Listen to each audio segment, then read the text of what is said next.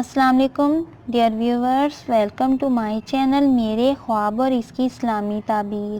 آج ایک نئی ویڈیو کے ساتھ حاضر ہوئی ہوں جس میں آپ کو بتایا جائے گا کہ خواب میں سر کے داغ دیکھنا کیسا ہے۔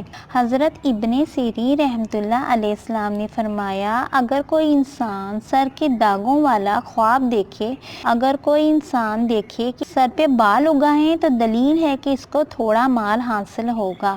اگر کوئی انسان دیکھے کہ اس کے سر پہ داغ ہیں تو وہ غم سے نجات پائے گا، لیکن اگر عورت دیکھے اس کے سر پہ داغ ہو گیا ہے تو دلیل ہے کہ اس کی زینت اور آرائش میں نقصان اٹھائے گی۔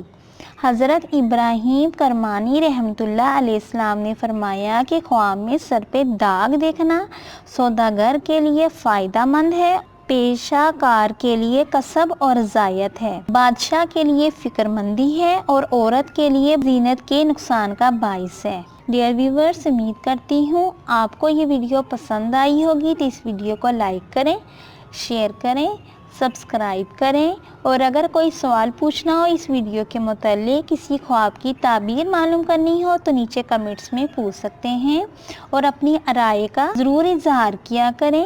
Thanks for watching video. اللہ حافظ۔